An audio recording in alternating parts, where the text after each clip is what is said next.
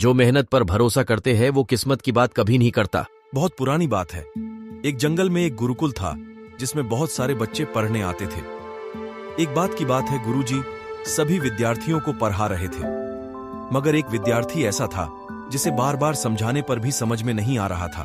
गुरुजी को बहुत तेज से गुस्सा आया और उन्होंने उस विद्यार्थी से कहा, जरा अपनी हथेली तो दिखाओ बेटा। विद्यार्थी ने हथेली गुरुजी के आगे कर दी। हथेली देखकर गुरुजी बोले, बेटा तुम घर चले जाओ, आश्रम में रहकर अपना समय व्यर्थ मत करो, तुम्हारे भाग्य में विद्या नहीं है। शिष्य ने पूछा, क्यों गुरुजी? गुरुजी ने कहा, तुम्हारे हाथ में विद्या की रेखा नहीं है।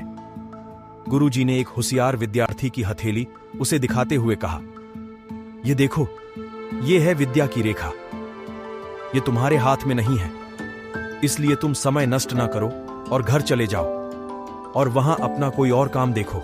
यह सुनने के बाद उस विद्यार्थी ने अपने जेब से एक चाकू निकाला जिसका प्रयोग वह रोज सुबह अपनी दातुन काटने के लिए करता था।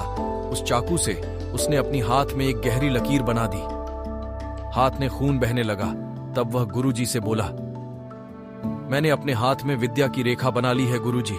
यह देखकर गुरुजी द्रवित हो गए और उन्होंने उस विद्यार्थी को गले से लगा लिया। गुरुजी बोले, बेटा तुम्हें विद्या सीखने से कोई ताकत नहीं रोक सकती है।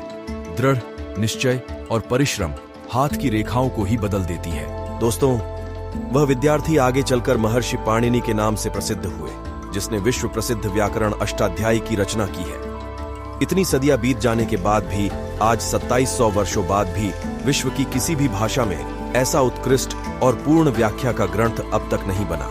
तो दोस्तों, इस कहानी की शिक्षा यह है कि लोग चाहे जो भी बोले, हम हर एक को गलत साबित करते हुए अपनी लगन और कठिन परिश्रम के दम पर जो चाहे वो सब कुछ हासिल कर सकते हैं। चैनल को देखने के लिए लाइक करें, शेयर करें, सब्सक्राइब करें। धन्यवाद। राधे राधे।